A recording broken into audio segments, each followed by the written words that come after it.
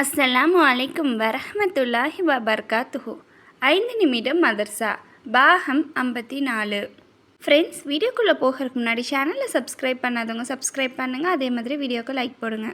இஸ்லாமிய வரலாறு. ஈசா அலைஹிஸ்ஸலாம் அவர்களை வானிலிருந்து இறக்குதல். ஈசா அலைஹிஸ்ஸலாம் அவர்கள் வானில் உயிருடன் இருக்கிறார்கள். இறுதி நாளுக்கு ஆண்மையில் இரு வானவர்கள் தோளில் அமர்ந்தவாறு திமிஷ்கிலில் உள்ள ஜாமியா பள்ளிவாசலின் கிழக்கு புறம் மினராவில் இறங்குவார்கள். அசருடைய தொழுகையை இமாம் மஹதி அவர்களுக்கு பின் நின்று தொழுகுவார்கள். இதற்கு பிறகு முஸ்லிம்களின் படைகளை அழைத்து கொண்டு தஜ்ஜாலை கொல்ல புறப்படுவார்கள். அந்நேரம் அவன் பைத்துல் முக்கதஸை முற்றுகையிட்டு இருப்பான். ஈசா அலைஹிஸ்ஸலாம் அவர்களை கண்டதும் உயிர் பிழைக்க ஓடுவான். ஆனால் அவனை துரத்தி பிடித்து பைத்துல் முக்கதஸ்க்கு அருகில் பாபுலூத் என்னும் இடத்தில் கொல்வார்கள்.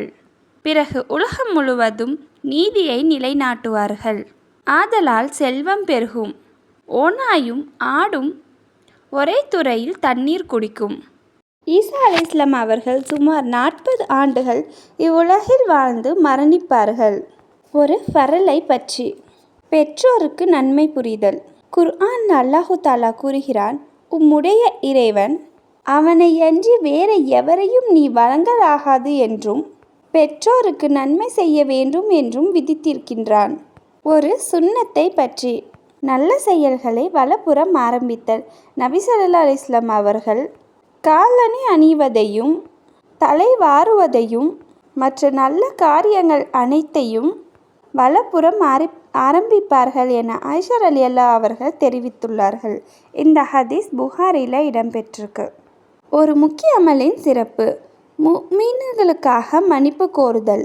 எவர் முஃமினான ஆண்களுக்கும் பெண்களுக்கும் பாவ மன்னிப்பு வேண்டி துவா செய்கிறாரோ அவருக்காக அல்லாஹு தாலா ஒவ்வொரு முஃமினான ஆண்கள் மற்றும் பெண்களின் சார்பாக ஒவ்வொரு நன்மையை எழுதுகிறான் என நபி ஸல்லல்லாஹு அலைஹி வஸல்லம் அவர்கள் கூறினார்கள். ஒரு பாவத்தை பற்றி. அடுத்தவர் நிலத்தை அபகரித்தல்.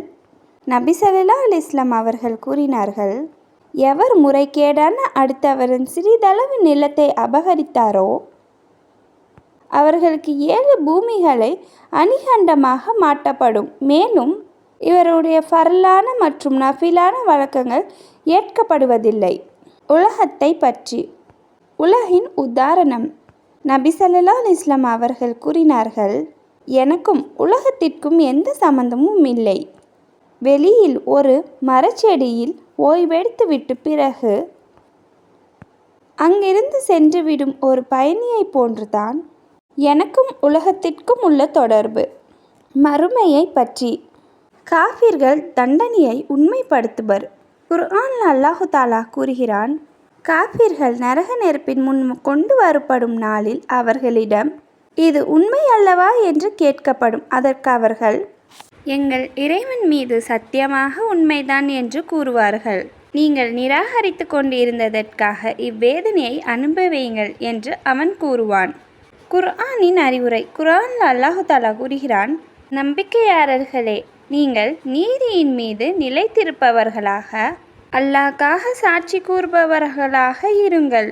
அச்சாட்சி உங்களுக்கோ அல்லது உங்கள் பெற்றோருக்கோ அல்லது நெருங்கிய உறவினர்களுக்கோ எதிராக இருப்பினும் சரியே.